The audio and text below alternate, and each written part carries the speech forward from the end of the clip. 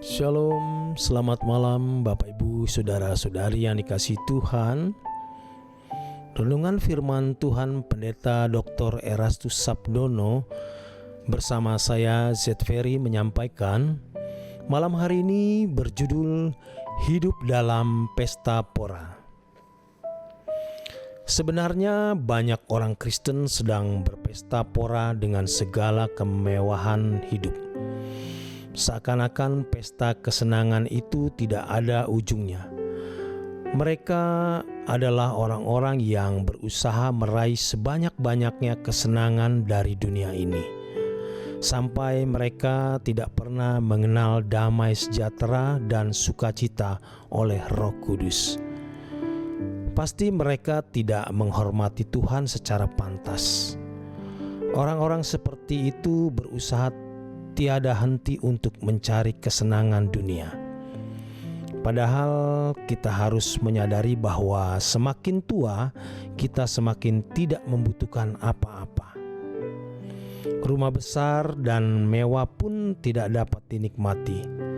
Sampai suatu saat kita harus melepaskan semuanya dengan mata tertutup. Hanya membutuhkan kuburan berukuran 2 kali 1 meter saja.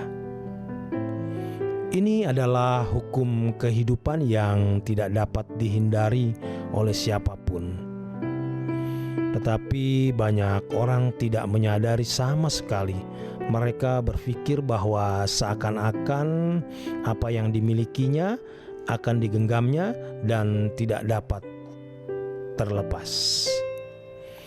Firman Tuhan mengatakan bahwa dari debu kita diambil, maka kita juga akan kembali ke dalam debu. Pengkhotbah 12 ayat 7. Pada umumnya mereka tidak berpikir bahwa tubuhnya adalah debu dan akan kembali kepada debu. Hal inilah yang membuat seseorang tidak memikirkan ada tempat lain yang harus dipersiapkan. Ada tanah abadi yang harus dipersiapkan mulai dari sekarang. Tanah yang tidak dapat dibeli dan nilainya tidak terduga. Itulah langit baru dan bumi baru, tujuan hidup kita. Hidup yang sungguh-sungguh yang Allah sediakan bagi orang-orang yang dikasihinya. Hati kita harus kita pindahkan ke sana sebelum kita meninggal dunia. Mereka tidak akan pernah memiliki kepekaan memahami kehendak Allah, sebab yang memenuhi jiwa mereka adalah kehendak mereka sendiri.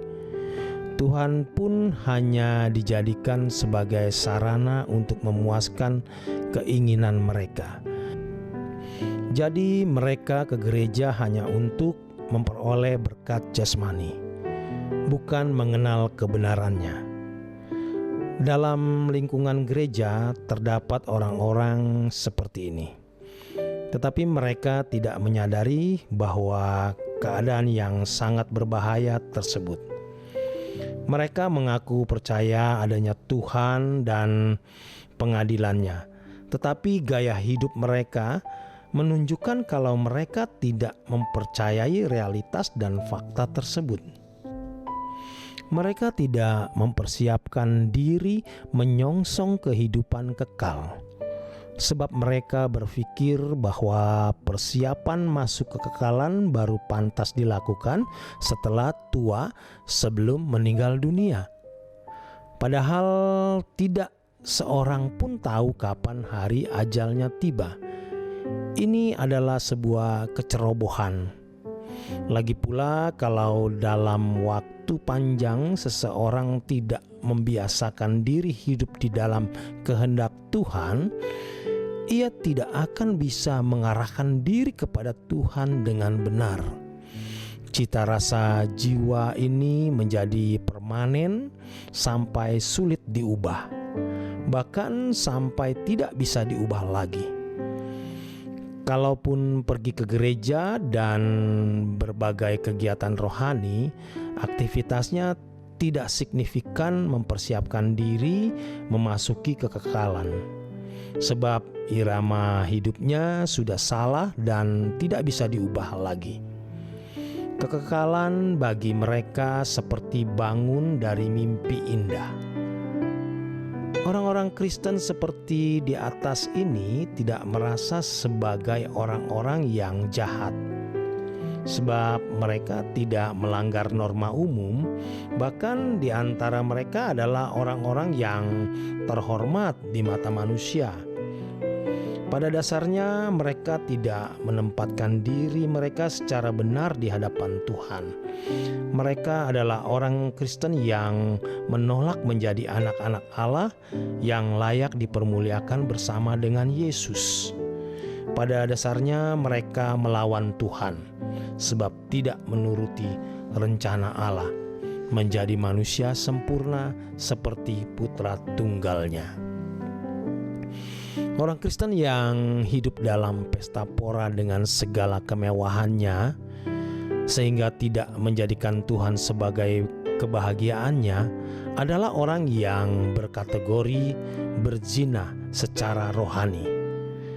Mereka tidak mencari kebenaran untuk melepaskan diri dari percintaan dunia. Orang yang tidak mencari kebenaran adalah orang yang berzina, meninggalkan Tuhan. Mazmur 73 ayat 27.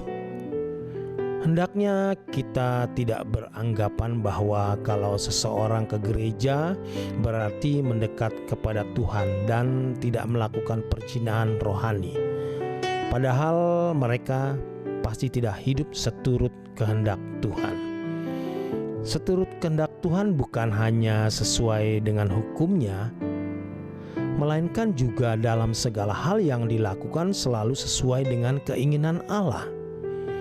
Bahkan banyak orang Kristen yang sebenarnya masih berstatus melawan Tuhan atau bersikap kurang ajar terhadap Tuhan karena tidak hidup seturut kehendak Allah. Melawan Tuhan di sini bukan berarti tidak beragama atau tidak bergereja. Mereka memang pergi ke gereja, tetapi mereka tidak hidup sesuai dengan kehendak Tuhan. Inilah yang terjadi pada kehidupan banyak orang Kristen. Kalau seseorang tidak hidup seturut kehendak Allah secara terus-menerus dalam jangka waktu yang lama, ia akan sampai pada taraf tidak bisa diubahkan. Ini namanya menghujat Roh Kudus. Orang seperti ini tidak pernah selesai dengan dirinya sendiri. Mereka semakin tidak memedulikan perasaan Tuhan, di mana mereka hidup dalam percintaan dunia dan hidup hanya untuk kesenangannya sendiri. Akhirnya mereka akan dibawa kepada kepembantaian yang abadi. Demikian kebenaran firman Tuhan. Selamat malam, selamat beristirahat. Tuhan Yesus memberkati.